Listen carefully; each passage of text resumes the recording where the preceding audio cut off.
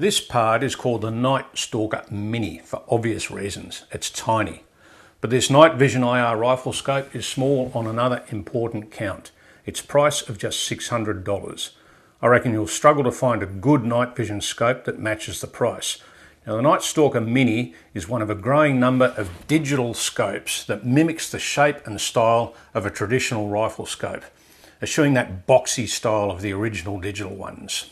That makes packaging everything inside it a bit more of a challenge, but Pard has excelled in getting all the basics into something that's only 30 centimetres long, has virtually no objective bell, and weighs a meagre 455 grams, including its 18650 battery. It looks a lot like a typical 1:6 by daytime scope, which is actually an apt comparison, but we'll talk more about that in a minute when it's magnification. It shares its diminutive body with the Pard Pantera 256Q thermal scope, which we've reviewed in another post and video. I won't go into an analysis here of why you might want one over the other, digital over night vision, other than to say that this night vision scope is half the price of its thermal stablemate.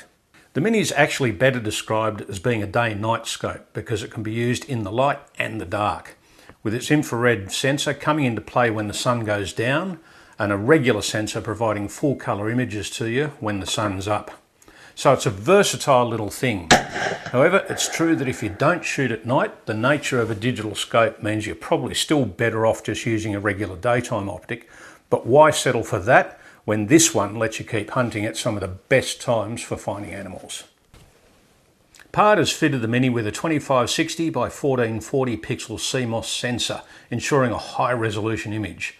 There are better ones available in bigger models, but this one gives you excellent clarity anyway. You'll see a bunch of images here in this video taken day and night with a Pard, but there are two important differences with what you'll see between those and through the rifle scope itself. First, the quality shown to your eye is better when you look through this. The videos recorded by the Mini are 1440 by 1080 pixels and the photos slightly bigger despite what the specs say. Yet even though the Pard's internal viewing screen is only 800 by 800 pixels, you see a much brighter, smoother and clearer image. Second point is the image you see in the scope is round, just like the daytime scope. It makes perfect sense to me and is aesthetically pleasing, but there's a more valid reason to like it. Because the display cuts out the corners of the original oblong image, the target fills more of the screen than it otherwise would. In daylight, the colour image is quite clear enough to hunt with confidence. Deep shadows are more challenging than with a regular scope, and the digital image will never be as sharp as an analogue one, but it's pretty good all the same. There are 6 brightness settings too to fine-tune it with. Using the menu options, you can select to see black and white images, a yellow tone image or a green tone image. They work just like black and white, only tinged, but if you prefer one of them, go for it. The colour setting will work at night too, but only if you add a flashlight throwing a visible colour like white, red or green. But for the best results when darkness comes, press the mode button up here above the diopter housing and switch the Pard to black and white mode at half the frame rate, 30 Hz instead of 60. And in this mode, it's more sensitive to whatever ambient light remains. It'll also pick up infrared light and convert it to visible light for you. Whatever you select, if there's not enough ambient light, you'll see nothing. Now, apart from the fact that the 25mm objective lens can only let in a limited amount of light compared with the bigger lenses, almost all night vision devices rely on a supplementary light source most of the time. In other words, you need a torch, and an infrared one is the obvious choice because it's not visible to animals. But white, red or green will also do the trick quite happily. The amount and quality of light will dictate how easily you see targets at night and how far away. The key determinant is how much the target contrasts with the background. In very similar conditions with long winter grasses all around, I found roos were not always easy to see at a glance, but pigs stood out like the dog's proverbials. Most animals' eyes will glow under IR light, which helps. The torch I used was one of Pard's own, the TL3850, which is here. It not only adjusts from floodlight to pencil beam, but you can adjust the aim of the beam by loosening the lock ring and tweaking the direction the lens faces. This is perfect if your mount doesn't quite line up with a scope.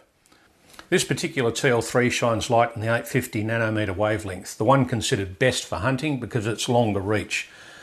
It claims 350 metres in this case from the 5-watt light, and although you'd probably need a bigger scope than the Mini to take best advantage of that, I could see certainly that far, but picking animals at that distance was sometimes hard if they didn't contrast with the surroundings. All the same, it suited the Mini perfectly, especially as it's also very small. It runs the same 18650 battery too. Bigger, more powerful lights than this will extend the visible range that you can achieve with the Mini, but whatever you choose, it'll add to the cost of the whole setup, which is something to keep in mind when making your own price comparisons against scopes that come with a torch built in. You'll have no trouble mounting the torch to the Mini because the PARD scope comes with a great set of rings that also have an extra top ring that's got a pick rail extension. The TL3 light comes with the clamp to go onto it.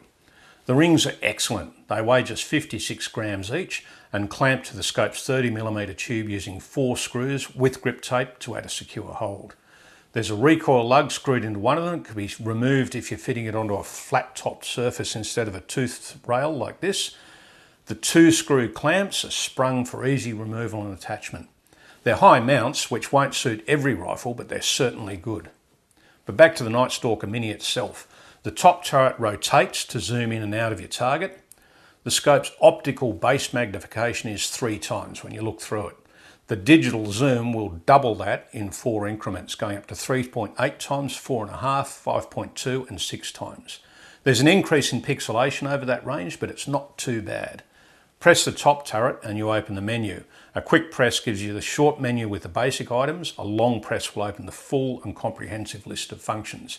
I'm not going to detail all those functions here because they're easy to look up, but suffice to say the Mini is not short of features. One of the important ones though is the zeroing function, which is a straightforward process.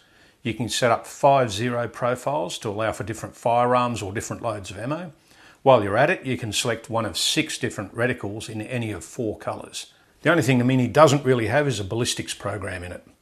The buttons on top of the diopter housing control colour modes, as I said earlier, as well as photos, video, Wi-Fi and stepping back through the menu. Using the PARD Vision 2 app with Wi-Fi, you can access all of this, download images and watch the live action on the screen of your smartphone or tablet. Focus is handled by rotating the left turret, with a focus range from even less than the 5 metres claimed to well beyond the horizon. Great for small close-up stuff.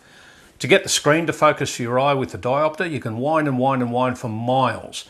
The adjuster will extend the scope's length by as much as 42mm.